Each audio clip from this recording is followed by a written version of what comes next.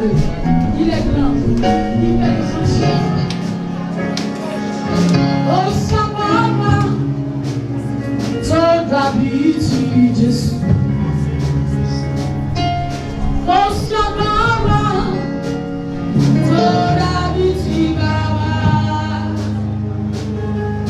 Oh, Samama, toda biti Jésus.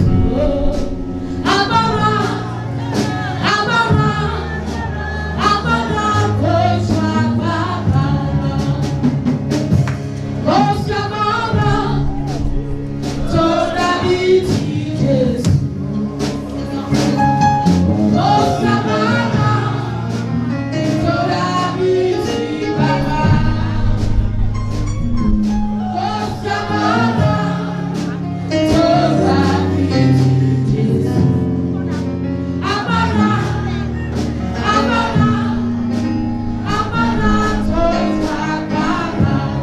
Oh, Samama, oh, Samama, toda biti Jésus.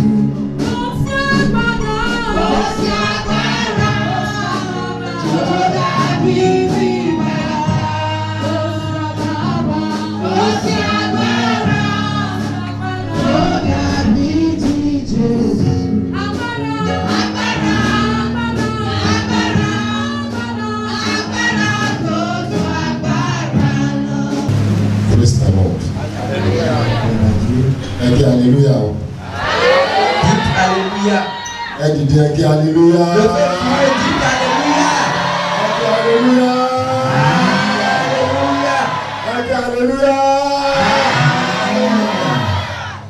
Ẹ jẹ́ kí á jókòó Assoyons-nous gẹ́gẹ́ bí ọmọ ọba níwájú Ọlọ́run. en tant qu'un enfant du roi devant Dieu. Mo kí yín ní orúkọ Jésù. Je vous salue au nom de Jésus. Mo sì gbàdúrà wípé tí Jésù bá dé lónìí, Et je prie si Jésus revenait aujourd'hui, gbogbo wa ni a máa bá jọba. amen, nous irons tous régner avec lui. Iṣẹ́ ìsìn wa kò ní dá sí asán. Amen. Tous nos efforts sur cette terre ne seront pas vains. God bless you Que Jesus. le Seigneur vous bénisse au nom de Jésus. Ẹ jẹ́ kí á sọ̀rọ̀ nípa ìjàkadì, bíborí nípa ìjàkadì ti ẹ̀mí. Parlons un peu du combat spirituel, la victoire dans le combat spirituel. Ìwé Éfésù Nous lirons dans Éphésiens, orí kẹfà le chapitre 6, ẹsẹ̀ ìkẹwàá à partir du verset 10 títí dé ìkẹtàlá. jusqu'au verset 13. A ó kà bákan náà nínú ìwé ìṣàmà Pósítélì Nous lirons aussi dans le livre des Actes des Apôtres, ẹsẹ̀ orí ìkọkàndínlógún 19 le chapitre 19, ẹsẹ̀ ìkejìdínlọ́gbọ̀n au verset 28 títí dé ìkọkànlélọ́gbọ̀n. jusqu'au verset 31. Ẹ jẹ́ kí á sáré lọ ka Éfésù. Lisons d'abord Éphésiens, Éphésiens 6, verset 10. Au reste, fortifiez-vous dans le Seigneur et par sa force toute puissante. Revêtez-vous de toutes les armes de Dieu afin de pouvoir tenir ferme contre les ruses du diable. Car nous n'avons pas à lutter contre la chair et le sang, mais contre les dominations, contre les autorités, contre les princes de ce monde de ténèbres, contre les esprits méchants dans les lieux célestes. C'est pourquoi prenez toutes les armes de Dieu afin de pouvoir résister dans le mauvais jour et tenir ferme après avoir tout surmonté. Iṣẹ́ àwọn apọ́sítélì orí kọkàndínlógún Actes des Apôtres, chapitre 19, ẹsẹ̀ ìkejìdínlọ́gbọ̀n 28 le verset 28e títí dé ìkọkànlélọ́gbọ̀n. jusqu'au 31e verset. Ó yá ìpàdékà. Acte 19, verset 28 à 31. Ces paroles les ayant remplis de colère, ils se mirent à crier. Grande est la Diane des Éphésiens. Toute la ville fut dans la confusion. Ils se précipitèrent tous ensemble au théâtre, entraînant avec eux Gaius et Aristarque, Macédoniens, compagnons de voyage de Paul. Paul voulait se présenter devant le peuple, mais les disciples l'empêchèrent. Quelques-uns même des Asiates, qui étaient ses amis, envoyèrent vers lui pour l'engager à ne pas se rendre au théâtre. Praise the Lord. Tí tí ẹ bá fẹ́ kí ìwé Éfésù orí kẹfà yé yín dáadáa. Si vous voulez bien comprendre le chapitre 6 de Éphésiens, bien, ẹ padà wá sí Iṣẹ́ àwọn Apọ́stélì. venez aux actes des apôtres, Ní orí kọkàndínlógún tí a kà yìí. le chapitre 19 qu'on a lu là. Paul Apọ́stélì L'apôtre Paul, ó lọ ṣe iṣẹ́ ìrere ní ìlú Éfésù. il est allé faire sa mission au pays d'Éphèse. Nígbà tí ó tó àkókò kan, À un moment donné, ọkùnrin kan wà níbẹ̀ il y avait un monsieur tí là, a ń pè ní Démétrius, qu'on appelle Démétrius, ẹni tí ó ń fi òjé àti bàbá ṣe òrìṣà. et celui qui est un chef de fétiche. Nígbà tó rí wípé Paul Apọ́stélì wàásù ọ̀rọ̀ Ọlọ́run, Quand il a vu que Paul est en train de prêcher l'évangile, inú bí il s'était fâché. kò sí nìkan tí ó lè ṣe. Il n'y a rien qu'il peut faire. Ó kó àwọn èèyàn papọ̀, Il a dû rassembler les gens ó sì lòdì sí Apọ́stélì àti àwọn ọmọ ẹ̀yìn rẹ̀. et il a agi contre l'apôtre et ses disciples. Tó bẹ́ẹ̀ gẹ́gẹ́ pé ó nà wọ́n. Jusqu'à ce point où on pouvait les frapper pour lui. Ṣùgbọ́n wọn kò jẹ́ kí Apọ́stélì Paul kó lọ sínú àgọ́. Mais ils n'ont pas permis à l'apôtre Paul d'aller au milieu d'eux. Nígbà tí Paul kúrò ní Éfésù, Mais quand Paul a quitté Éphèse, nítorí pé ó ti mọ ìkan tó wà ní Éfésù, parce qu'il connaît ce qu'il y a là-bas, ó wá kọ lẹ́tà sí àwọn kìrìsìtẹ́nì ìlú Éfésù. il a écrit une lettre maintenant aux Éphésiens, aux Láti ẹ̀kọ́ chrétiens mọ̀ d'Éphèse, pé afin qu'ils sachent wọ́n ní láti gbáradì fún ìdákàdì tiẹ̀. qu'ils doivent franchement se préparer pour le combat spirituel. Ìtumọ̀ rẹ̀ ni wípé nǹkan tí Démétrius ṣe sí Paul C'est-à-dire que ce que Démétrius avait fait contre Paul, kì í ṣe nípa ti ara. ce n'est pas charnel. Ó jẹ́ nǹkan tí Sátánì tí ó ṣe nípa Démétrius. Et c'est une action que Satan a exécutée par l'intermédiaire de Démétrius. Bẹ́ẹ̀ gẹ́gẹ́ náà ni a rí lónìí. C'est la même chose aujourd'hui. Àwa dàbí ìjọ Éfésù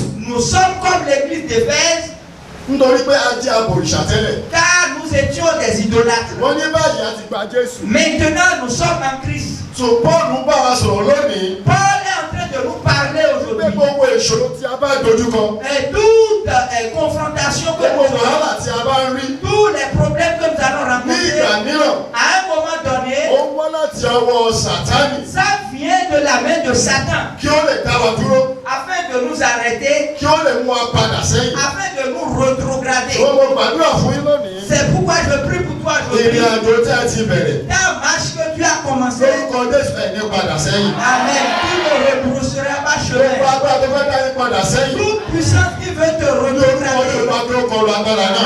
Amen, que la main du Seigneur les touche Nítorí pé maintenant. mo tẹ̀síwájú. Parce que quand je continue, Mo ní ìjẹ́rìí kan. j'ai un témoignage. Mo sọ fún ọ̀rẹ́ mi J'ai dit à mon ami, wípé ìjẹ́ ń ṣe ìjẹ́rìí lónìí.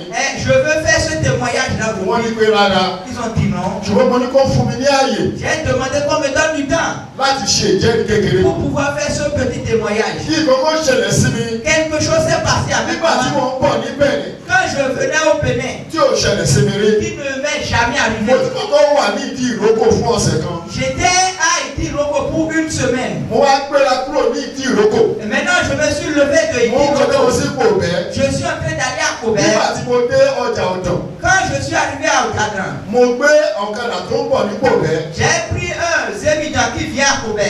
Nígbà tí a dé ìkóríta kan, Quand on est arrivé à un carrefour, mo rí pé kankan kọlù mí ní imú. j'ai constaté que quelque chose m'a frappé au nez. Mo wá kígbe kí nìyẹn? J'ai dit, qu'est-ce qu'il y a? C'est quoi ça?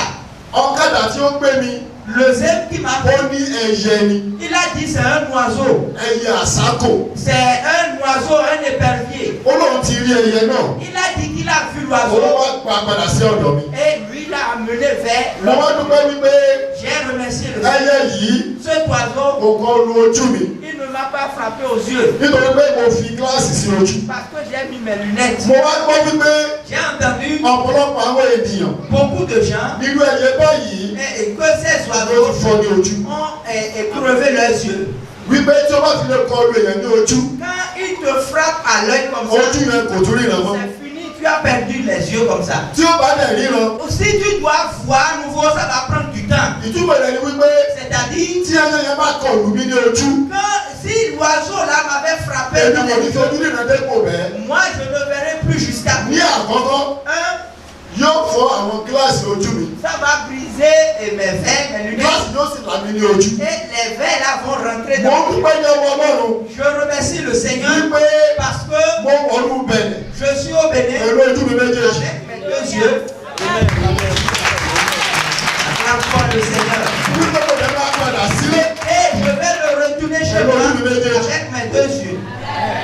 Ìjẹ́dìdì lélẹ́yìí. C'est ça mon témoignage. Ó ń sọ fún yín wípé Ça me dit que Ọlọ́run wà pẹ̀lú gbogbo ènìyàn tirẹ̀. le Seigneur est avec ceux Tí ẹ qui sont bá à lui. sọ̀rọ̀ pẹ̀lú ọkàn kan. Quand vous adorez le Seigneur Tí ẹ kò sincèrement, fìyà sí ọ̀tún. et sans aller à gauche, Tí ẹ kò yà sí òsì. sans aller à droite, Ọlọ́run yóò wà pẹ̀lú yín. le Seigneur est avec vous. Gbogbo ìjà tẹ́ bá ṣe sí yín Tout combat qui se lève contre vous, kí ó ṣe rere. ça ne marchera pas. Mo fi ká yín lójú Je vous donne l'assurance pẹ̀lú ìrírí mi nínú ìgbàgbọ́. avec mon expérience dans la Ọ̀pọ̀lọpọ̀ foi. àwọn ewu ni mo ti là kọjá. J'ai traversé beaucoup de Tó situations jẹ́ wípé qui m'ont amené. tí mo máa ń wo ewu náà, Quand je regarde, màá rí wípé kò ń ṣe agbára mi. je vois que ce n'est pas moi-même Yóò gbà mí là.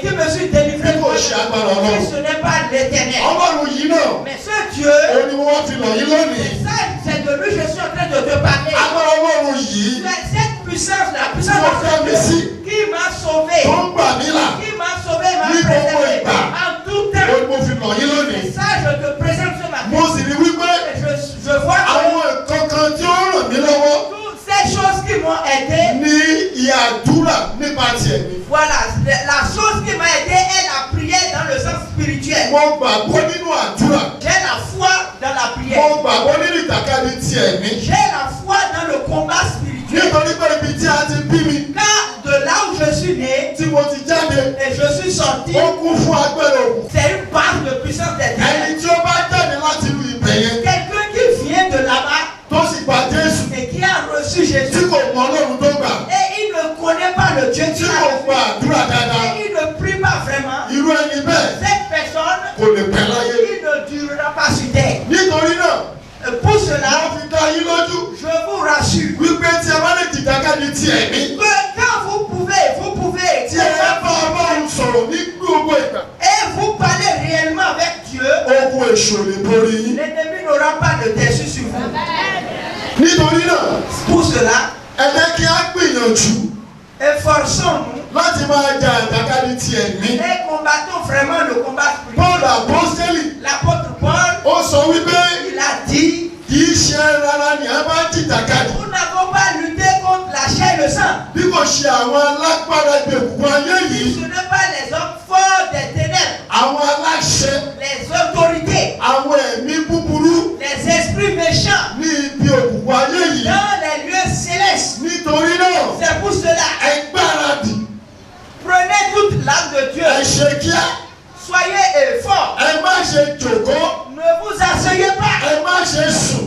Ne dormez pas. nítorí pé àkókò náà kúrú. Parce que le temps est petit. Ìrìnàjò kìrìsìtẹ́nì Le voyage kò ń chrétien, ṣe ìrìnàjò búrẹ́dì àti bọ́tà, ce n'est pas un voyage du pain et du beurre. bí kò ṣe agbára nínú Ọlọ́run. C'est une puissance dans le Seigneur. Ẹni tó bá jẹ́ kìrìsìtẹ́nì Quelqu'un qui est chrétien, tí ó sì fẹ́ gbé ìgbé ayé ìwà mímọ́, qui veut vivre une vie de tí sainteté, ó fẹ́ dúró ti Kristi, qui veut s'attacher au tí ó Seigneur, fẹ́ padà sẹ́yìn, qui ne veut pas se ó ní reculer, láti múra il doit se láti préparer jà ìjàkadì ti ẹ̀mí. de combattre spirituellement. Nítorí pé Parce que Sátánì ọ̀tá wa, et Satan, notre ennemi, ó ń bú ramúramù, il crie, il rôde, ó ń lọ sókè, il va en haut, ó ń lọ sódò, il va en bas, ó ń wá ẹni tí ó bàjẹ́. il cherche celui qu'il va dévorer. Pé ìwọ tó jẹ́ kìrìsìtẹ́nì, Mais toi, chrétien, tí o bá lè dúró, si tu peux être tí o sì gbàdúrà et tu pries ní gbogbo ìgbà, en tout temps, ó máa borí. tu vas vaincre.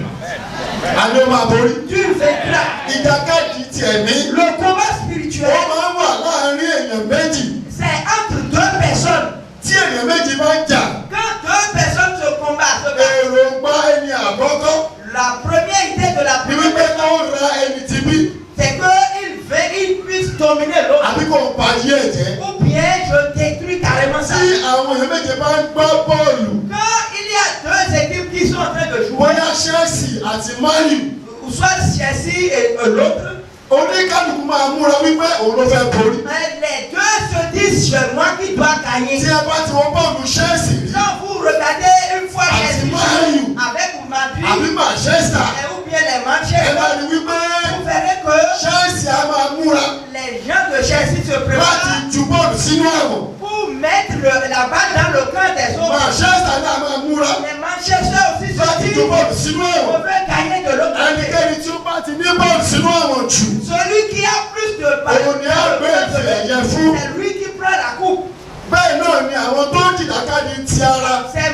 C'est la même chose dans la chair, ceux qui font le tí ẹ bá ti wo àwọn Undertaker. si vous regardez ceux qui font les àwọn tó ń jàjàkadì ti ẹ̀mí. les combattants ẹ máa spirituels. gbé tí Undertaker bá ń jà nínú àwọn wrestling. Quand vous voyez les gens se battre sur les rings, wọ́n lè gbé ṣíà kan lámọ̀ ènìyàn lórí. ils peuvent prendre de chaises et frapper sur la tête de l'autre. ibi tó máa ń wá Là où il veut, ní ibi tó jẹ́ wípé kò ní agbára lára wọn. c'est là où l'autre est faible. tó bá jẹ́ pé akáàbọ̀ ni wọ́n mú. S'il voit qu'il tient son bras, wọ́n ka apá yẹn. il va tout faire pour briser wọ́n son ka apá bras. yẹn. Il va tout faire pour nítorí briser pé wọ́n mọ̀ son pé bras. agbára yẹn ó wà ní ọwọ́ rẹ̀. Parce qu'il sait que c'est là où il a sa force. ọ̀tá máa ń wá ibi tí a ti jẹ́ àìlera.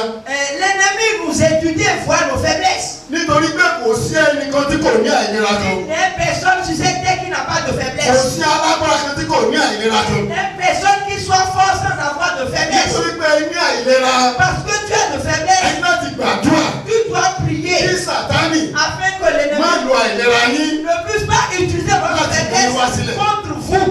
ẹni láti mọ àìlera Sátánì bákan náà. Vous devez étudier Satan, connaître ses faiblesses. nítorí wípé Parce que Sátánì tí ẹ wò yẹn Satan lui-même, comme wọ́n ti ní agbára tó quelle que soit sa ó ní puissance, àìlera il tirẹ̀. est aussi faible. ẹni láti mọ àìlera ọ̀tá yín. Vous devez le maîtriser. tí ẹ kò bá mọ àìlera ọ̀tá yín Si vous ne le maîtrisez ẹ ò ní pas, mọ̀ bí ẹ ṣe máa borí rẹ̀. vous ne connaîtrez pas comment le ọ̀nà combattre. tí a lè gbà mọ àìlera ọ̀tá wa Comment connaître les òun faiblesses ní de ká máa l'ennemi? jìjàkadì ti ẹ̀mí. C'est de combattre spirituellement. mo gbàdúrà fún yín Je prie pour toi, bí ẹ ṣe ń jàjàkadì ti ẹ̀mí combattant spirituellement. Ọlọ́run yóò fún yín ní agbára Amen. Le Seigneur vous dotera de puissance láti borí. pour vaincre. ṣé ẹ rí àdúrà Vous voyez la prière, ó jẹ́ nǹkan tí a lè gbà ní gbogbo ibi. nous pouvons le faire la prière, prier partout. tí a bá ń wàásù Quand nous prêchons, ó ní àwọn ibìkan tí a kò lè lọ wàásù. il y a des endroits qu'on ne peut pas aller. tí èyí bá wà ní ilé ìgbọ̀nsẹ̀ ilé ìdàgbẹ́ Par exemple, tu es au WC. ẹ lè lọ síbẹ̀ kẹ́sọ̀ pé gba Jésù kó máa wàásù fún ilé Tu ne ìwòsàn. peux pas aller le voir au WC. nítorí pé òórùn kan lè máa rùn sí wa. Parce qu'il y a des odeurs. ṣùgbọ́n tí mo bá wọnú ilé ìyàgbẹ́ Quand je suis dans tí mo bá ń jòkó je m'assieds mo pour lè máa gbàdúrà. je peux être en train de prier. orúkọ Jésù orúkọ Jésù orúkọ Jésù orúkọ Jésù orúkọ Jésù Jésù Olúwa wa Au nom de Jésus, máa jáde. je vais sortir. mo lè máa jẹun Je peux être en train kí n máa de jẹun manger. kí n máa finú mi gbàdúrà. Et je prie. mo lè wà nínú mọ́tò Je peux être en kí véhicule. mọ́tò máa lọ Le véhicule est kí n máa gbàdúrà. Je prie. kò sí ibi tí èèyàn kò sí lè gbàdúrà. Il n'y a pas d'endroit qu'on ne puisse pas prier. nítorí náà Pourquoi? àdúrà tí mo ń sọ La prière dont je kò ń parle, ṣe wípé kí a lọ wákàtí mẹ́rin ce n'est pas qu'on prie en 4 heures de temps. àbí kí a lọ sí ibì kan káwọn dúró níbẹ̀. Ou bien on cherche quelque part, on va là-bas. àdúrà tí mo ń sọ La prière dont je ó parle, ní àdúrà tó máa wà nínú ẹ̀jẹ̀ wa. c'est cette prière dans votre sang. ìjàkadì tí mo ń sọ Le combat dont ó je ní parle, ìjàkadì tó wà nínú ẹ̀jẹ̀ wa. le combat là est dans votre sang. ó ní ìjàkadì tí a ní sẹ́nu bí èémí. C'est-à-dire, nous respirons ça. gbogbo ìgbésẹ̀ wa Et tous nos actions, ìjàkadì tí ẹ̀mí ni. c'est un combat ìṣòro spirituel. wa ìjàkadì tí ẹ̀mí ni. C'est un combat kíkòkò wa spirituel. ìjàkadì tí ẹ̀mí ni. nítorí pé Sátánì Satan, kò sinmi. il ne se repose pas. Sátánì Satan, kò sinmi. il ne se repose wọ́n pas. fẹ́ sọ fún yín sà. Je vais te dire, a rí àwọn ìránṣẹ́ Sátánì on a vu les secteurs de tó ń Satan lò rẹ̀ jù yín lọ. qui jouent mieux que nous. a rí ìránṣẹ́ Sátánì Les agents de tó Satan, ń lọ ṣọ́ọ̀ṣì jù yín lọ. ils font mieux l'église que nous. a rí ìránṣẹ́ Sátánì Les agents de tó Satan, ń ríran. ils voient.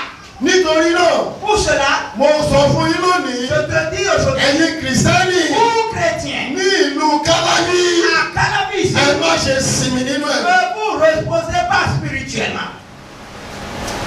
tí ẹ bá fẹ́ borí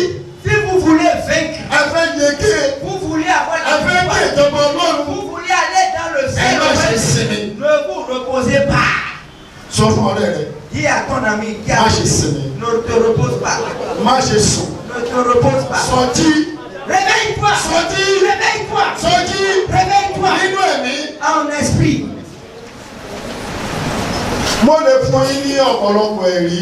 Je peux vous donner assez de Èyí témoignages tó náà ti ṣe nínú ayé mi. que Dieu a fait dans ma vie. Mo sì ń fi yé yín wípé Et je vous bí l'assure, Ọlọ́run ti ń bẹ tant qu'il est tí vivant, ẹ̀mí rẹ̀ ń bẹ et láàyè. son esprit est vivant, Ohun kan ṣoṣo il y a une chose ní a ò lè rí mú. et qu'on ne peut pas Ó ní arrêter, ọ̀rọ̀ Ọlọ́run et c'est la parole de àti Dieu àdúrà. et la prière. Tant Ọ̀rọ̀ qu'il est Ọlọ́run vivant, sa parole àti àdúrà. et la prière ne peut pas arrêter. Tí ẹ bá lè gba ọ̀nà àdúrà, Si vous pouvez passer par le chemin de la prière, la parole de Dieu, ẹ ò borí. vous allez vaincre. Mo fẹ́ fún yín ní àpẹẹrẹ àwọn èèyàn mẹ́rin péré. Je veux donner exemple de 4 personnes, Àwọn tí wọ́n ń jà àjàkadì ti ẹ̀mí ceux qui ont combattu tí spirituellement wọ́n sì borí et qui ont vaincu nínú Bíbélì. dans la Bible. Kí ni kan wà nínú ìwà mi? J'ai un comportement. Ṣé rí Bíbélì yìí? Vous voyez la parole de Dieu. A kọ́ fún àwa tí ìgbẹ̀yìn ayé dé bá. On l'a écrit pour nous qui sommes à la fin des temps. Kò sí ọkàn tí ó ti ṣẹlẹ̀ nínú Bíbélì Il n'y a rien qui s'est passé tí ò dans lè ṣẹlẹ̀ nínú ayé wa. qui ne peut pas se passer dans Níwọ̀n nous. ìgbà tí a ti kọ́ sílẹ̀, Une fois que c'est écrit, kò ń ṣe ìwé ìtàn ce rárá. n'est pas un livre d'histoire. Kò ń ṣe ìwé sáyẹ́ǹsì. Ce n'est pas de la Kò science. ń ṣe ìwé tá a fi ṣe experiment. Non, ce n'est pas Àwọn nǹkan tí ó wà níbí yìí Ce qu'il y a ici, ó ṣẹlẹ̀ lóòótọ́. c'est un fait. Lóòótọ́ àti lódodo. Ça se passe. Jẹ́ wípé Et par tó bá ní conséquent, kó ṣẹlẹ̀, si ça s'est passé, ó lè ṣẹlẹ̀ nínú ayé ça yìí. peut se passer aussi dans Ohun la tí vie. Ọlọ́run ṣe lánàá, Ce que Dieu a fait ó lè hier, ṣe lónìí, il peut encore le ó lè faire ṣe aujourd'hui. lọ́la. Il peut le faire demain. First choir, Dans Foursquare, akọ wípé il est écrit Jésù Kristi Jésus-Christ, ìkan náà lánàá, il est le même ìkan hier, lónìí, aujourd'hui ìkan lọ́la, et títí ayérayé. éternellement. First choir wọ̀ọ̀dù lélẹ́yìí. C'est le credo de Foursquare. Agbàgbọ́ nínú the first choir. Nous avons la Wípé foi Ọlọ́run àná, que le Dieu d'hier, oní tèní, il est d'aujourd'hui, oní ti ọ̀la, il est oní ti ayérayé. pour toujours. Ìtumọ̀ rẹ̀ ni wípé Ça voudra dire, tí Ọlọ́run bá lájọ afọ́jú lánàá, si Dieu a ouvert les yeux, Dieu l'a donné. il va le faire Dieu aujourd'hui. l'a donné. Il va le Dieu l'a dit faire à demain. lui. Il le fera aussi éternellement. ohunkóhun tó ṣẹlẹ̀ nínú Bíbélì, Tout ce qui s'est passé dans la ó Bible, tilẹ̀ jẹ́ wípé même si a kò sí níbẹ̀. on n'était pas là, Ẹbí ìgbàgbọ́ wa avec notre tí a bá kà á, si nous tó lisons, yé wa, et ça yóò ṣiṣẹ́ nínú ayé on wa. comprend, ça va se passer dans nos vies. Nítorí náà, àwọn àpẹẹrẹ tí mo fẹ́ fún Pour yín wọ̀nyí, cela, les exemples que je veux ẹ donner, fi sí ọkàn. mettez-les dans vos Nítorí cœurs. pé Car àwọn èèyàn wọ̀nyí ces gens, wọ́n jagun ẹ̀mí. ils ont combattu Moi, c'est spirituellement bon. et ils ont vaincu. Àkọ́kọ́, Le premier, ní à ń pè ní Jábésì. on l'appelle Jabet. Ọkùnrin Jábésì, Ce Jabet-là, ó ní àpẹẹrẹ àkọ́kọ́. c'est le premier exemple. Àpẹẹrẹ ti Jábésì. L'exemple de Nínú ìwé Jabet. Kíróníkù, Dans Chronique, ẹsẹ̀ kẹrin, Chronique 4, orí kẹsàn-án, le chapitre títí dé 1, ìkẹwàá. juste Torí àkókò wa, à cause de notre... ẹ lè má kà á síta. Vous pouvez le Ṣùgbọ́n ẹ kọ́ sílẹ̀, écrivez, ẹ kà á fúnra yín. lisez vous-même. Jábésì, Jabet, ó jẹ́ ẹni tí ìyá rẹ̀ bí, c'est quelqu'un qu'on a mis au tí monde. a pè ní ọmọ ìbànújẹ́. On a appelé enfant Èmi d'amertume. ò mọ ìdí Je ne sais pas pourquoi. tí ìyá rẹ̀ fi bí bẹ́ẹ̀. Pourquoi ça, maman l'a appelé comme ça, un enfant d'amertume? Nílẹ̀ Yorùbá, Chez nous, les a máa Yoruba, sọ wípé on dit, ilé ni à ń wò on regarde chez ká tó sọ nous ọmọ lórúkọ. avant de nommer l'enfant. English say charity begins at home. On regarde chez soi avant de nommer Tí l'enfant. ẹ bá bí ọmọ, Quand on met l'enfant, ohun tó bá ṣẹlẹ̀ sí bàbá, ce qui s'est passé à l'instant là, quand La on le fille fait, s'en va ou la maman regarde l'expérience du temps pour nommer l'enfant. òun la ṣe sọ wípé Pourquoi on dit orúkọ ń roni. le nom, les noms nous conduisent. Wípé orúkọ èèyàn gbà mìíràn, Les noms à un moment ó ní donné, bá ṣe pọ̀ pẹ̀lú ìrírí ẹ̀ nínú ayé. ça a fait avec les expériences que tu traverses. Ìdí nìyí tó jẹ́ wípé C'est pourquoi àwọn ìkan wà nínú Bíbélì il y a des gens tí a ní láti yí orúkọ wọn padà. on doit changer les noms. Kí nǹkan tí kò lè ṣẹlẹ̀ nínú ayé. Avant que quelque chose ne se Nítorí pé passe. Parce que Ọlọ́run rí wípé Dieu a vu que orúkọ yẹn ce nom-là, ó lọ́wọ́ ènìyàn nínú. ça a la main, ça, il a devenu voile. Ó yí Abraham padà kúrò ní Abba sí Abraham. Et il a changé Abraham à Abraham. Sarah sí Sarah. Sarai à Sarah. Jacob sí Israel. Jacob à Israël. Saul tó Paul. Et Saul à Paul. So wọ́n ní àwọn ìpele. Il y a des étapes où, Mo sọ fún yín je lónìí. nous le dis Tí aujourd'hui, ìwọ kò bá mọ ìtumọ̀ ìtumọ̀ orúkọ rẹ. Si tu ne connais pas le sens de C'est quoi, ton nom, dada? va chercher. Ẹ mọ ìtumọ̀ orúkọ yìí. Cherchez à connaître le sens de Mo votre ti ṣe nom. bẹ́ẹ̀ fún ayé ti tèmi. Je l'ai fait pour moi-même. Mo bèrè kí ni ìtumọ̀ orúkọ mi. J'ai demandé quel est le sens de mon nom. Kí la fi ń pè mí ní orúkọ báyìí. On m'appelle pourquoi? Ó ṣe pàtàkì. C'est important. Ṣùgbọ́n Jábésì Mais Jabez, kò jẹ́ kí orúkọ tí ìyá rẹ fún ọ. il n'a pas permis que le nom qu'on lui a Kò donné, jẹ́ kí ó dìnnà rere fún ayé o. ça ne lui a pas permis. Ó jìdàkà ní tiẹ̀ ní. Il a combattu spirituellement pour empêcher à ce nom de bloquer sa Ìtumọ̀ venue. Jábésì. L'explication de Jabez, Ìrora, c'est la souffrance. ìrora, Souffrance, wàhálà, problème òṣì, et malheur. àyè ìtẹ́lọ́rùn. Le nom d'épanouissement, il n'est pas épanoui. Ìwọ́n Jábésì. Mais Jabez, Ó rí bí Olúwa. il a dit Tó Seigneur, bá ṣe é ṣe fún yín. si c'est possible, Ẹ mú ìrora kó orúkọ. enlève la souffrance de ce nom Kẹ́ kí àgbègbè kó di ńlá. et que élargis-moi. Bẹ́ẹ̀ni sọ wípé Et la Bible me Ọlọ́run dit, gbàdúrà Seigneur Jábésì. a écouté sa prière. Ní àpẹẹrẹ àkọ́kọ́. Ça, c'est le premier exemple. Àpẹẹrẹ kejì. Deuxième exemple, Àpẹẹrẹ kejì. deuxième exemple, Mo ní Jákọ́bù. c'est Jacob. Jákọ́bù. Jacob. Ìwé Genesis. Genèse, Orí kejìlélọ́gbọ̀n. Ìkejìlélọ́gbọ̀n. chapitre 32, Ẹsẹ̀ kẹrìnlélógún. verset 24, Títí dé ìkarùndínlọ́gbọ̀n. jusqu'au 30, Genesis 32. 25. 24, 25. Voilà. Jákọ́bù. Jacob, Òun náà jẹ́ ènìyàn il est quelqu'un, tó ti rí ìṣòro. il a connu de problèmes. Ogun ìdílé tọ́ Jákọ́bù lọ. Les combats de famille sont Sọ́dọ̀ ti terribles. Jákọ́bù. Vous connaissez l'histoire de Ó sá Jacob. fún ẹ̀gbọ́n rẹ̀. Il a fui la maison à cause de son frère aîné. Ó kọ bí ó ṣe gba ogún ẹ̀gbọ́n rẹ̀. Sa maman lui a montré comment arracher la bénédiction de son aîné. Ẹ̀yin ìyá àti bàbá. Vous, maman et Ẹ papa, ṣọ́ra yín o. attention, hein. Kí ni mo sọ? Qu'est-ce que j'ai dit? Ẹ ṣọ́ra yín o. Attention, Ẹ ṣọ́ra yín o. attention. Ẹ má fẹ́ràn ọmọ yín ju ara wọn lọ. Non, n'aimez pas l'un plus que l'autre. Ẹ má fẹ́ràn ọmọ yín ju ara wọn lọ. N'aimez pas l'un plus que Gbogbo l'autre. ọmọ ló ní nǹkan tí Ọlọ́run fẹ́ kó ṣe láyé. Dieu a un programme à chaque enfant. Tí ẹ bá ti fẹ́ràn kan ju kan lọ, Si vous aimez l'un plus que wàhálà l'autre, ni ẹ wá yẹn o. un problème, hein. Nítorí wípé tí ẹ bá dàgbà, Quand vous allez tí grandir, ẹ lọ, que vous allez wàhálà partir, máa ṣẹlẹ̀. il y aura problème. Jákọ́bù gbàgbọ́ wípé òun ní ọgbọ́n. Jacob pense qu'il est rusé. Mo lè ṣe náà. Je peux le faire. Mo ṣe lè ṣe. Je sais comment. Mo mọ bí tí mo lè gbà. Je sais par où Kò passer. sẹ́ni tó lè kọ́ mi. Non, personne. Jákọ́bù jíyàn tó yẹ pé tó bá jókòó, Il est quelqu'un quand il s'assoit, ó mọ bí ó ṣe lè wá owó, il sait chercher l'argent, ó mọ bó ṣe lè rí iṣẹ́, il sait trouver l'emploi, ó mọ bó ṣe lè mọ ènìyàn. il sait connaître les gens. Jákọ́bù jíyàn tó máa ń ronú, tó máa ń mọ bí ó ṣe ṣe àwọn nǹkan. Et il sait réfléchir sur comment faire des Èyí choses. tí Jákọ́bù jẹ́ nìyẹn o. C'est ça, hein, Jacob. Ṣùgbọ́n Ọlọ́run máa ń wò ó, Mais Dieu regarde, ó ń wò ó, il regarde. ó ń wò ó. Ṣé nígbà tó fẹ́ pàdé Ísọ̀, Quand il veut rencontrer ó Esaü, lo ọgbọ́n, il a usé ó de la pín nǹkan rẹ̀ sí méjì. stratégie. Il a partagé ses Ó vies. bẹ̀rù Ísọ̀, Parce qu'il a peur ó ní d'Esaü. ẹ̀yin ẹ lọ. Il vous allez. Tó bá sọ pé ẹ sọ pé Jákọ́bù náà ń bọ̀. Dites-lui, Jacob est derrière. Nígbà tó ṣe bẹ́ẹ̀ tán, Quand il a fait ça, ó mú àwọn ìyàwó ẹ̀, il a mis il Àti ses àwọn femmes ọmọ. et les enfants. ó ní kó máa lọ. Et allez devant. Ó ti rò pé tó bá ṣe bẹ́ẹ̀ yẹn, Et si ó il wá fait kú ça, ní òun nìkan. Nígbà at least tí Ísọ̀ bá pa òun, ọmọ máa wà lé, ìyàwó máa wà lé, gbogbo ẹ̀mọ́ máa wà lé, ó lè pa owó máa lọ. bon, moi, si on me tue, les enfants seront épargnés au moins. Jákọ́bù! Jacob, Jákọ́bù mọ̀. Ọlọ́run wò ó. le Seigneur le regardait. Kò sí ènìyàn tó lè ti para láti borí.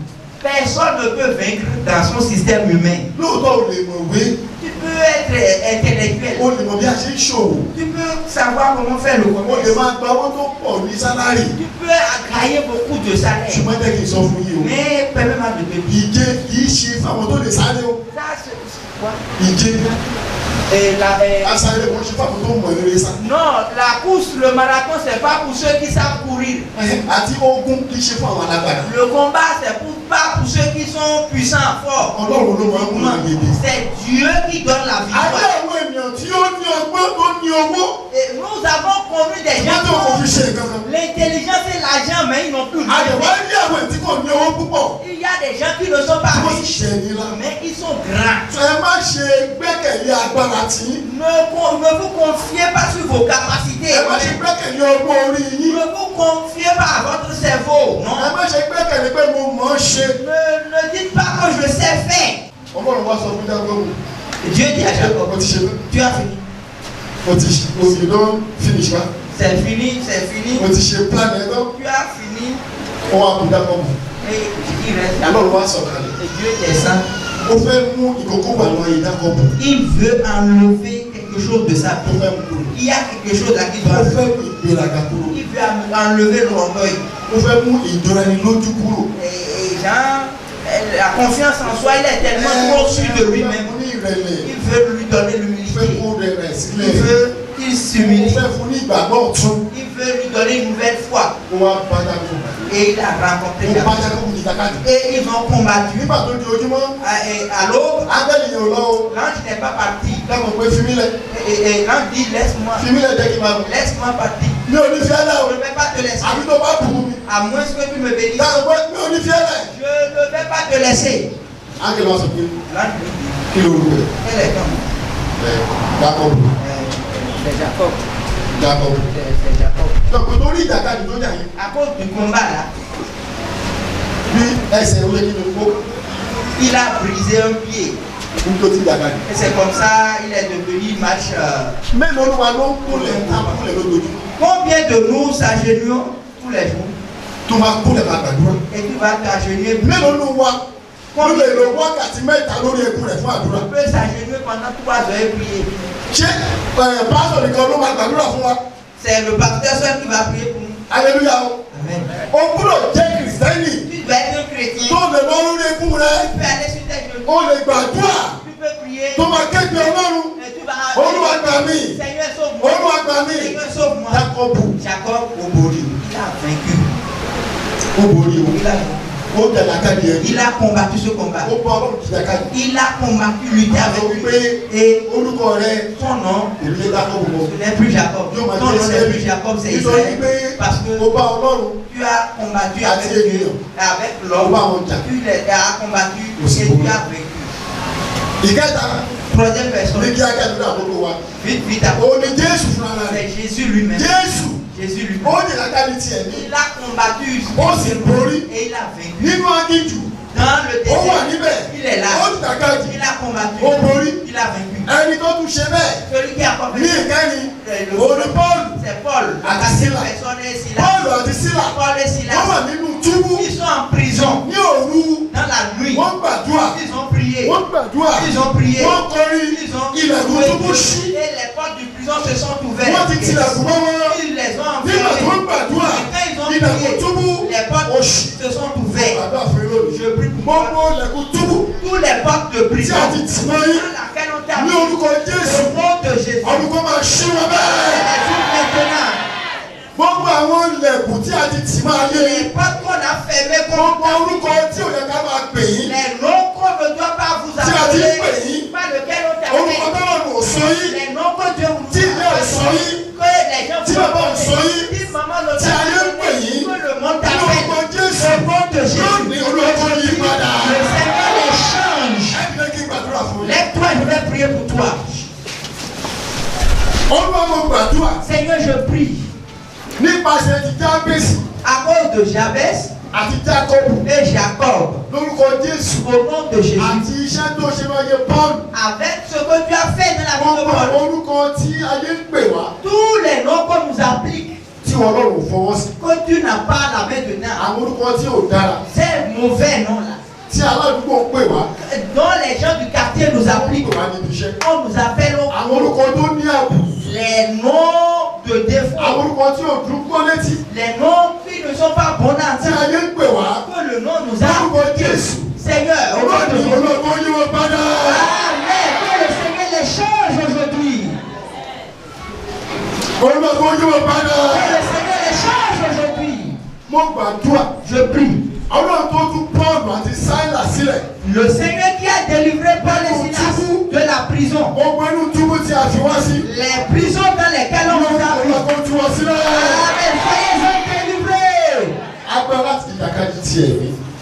La puissance pour combattre spirituellement. Àdúrà ní gbogbo ìgbà. Priez en tout temps. lórúkọ Jésù kó bà lórí wa. Amen. Que cela descend sur vous maintenant. Gbogbo ní fún Ọlọ́run. Amen. Gbogbo ní fún Que Ọlọ́run. le nom du Seigneur Gbogbo soit ní fún béni. Ọlọ́run. Mo fẹ́ kí a di ojú wa. Je veux que nous fermons nos Tí o yeux. bá wà nínú ìpéjọpọ̀ yìí, Si tu es ici, tí o rí wípé tu vois que mi ò ní agbára tiẹ̀ ni. je n'ai pas vraiment la force pour prier Ọlọ́run celui-là. fẹ́ kó fún mi ní agbára. Je veux, Seigneur, je veux que Ìgbé ayé tu mi me ò donnes ṣubú lónìí, mo ń dìde lọ́la ni. tomber aujourd'hui et lever demain. Olúwa ni c'est ò la vie fẹ́ en tant que ṣubú si. kí n máa dìde mú. Je ne veux plus tomber et me Níbi lever. tí ẹ bá wà, Si tu es là, ẹ nawọ́ yín sókè. lève ta main Mo seulement. fẹ́ kí àwọn olùṣàkóso yín kó gbàdúrà fún Je yín. veux que le berger de l'église prie pour Olúwa, vous.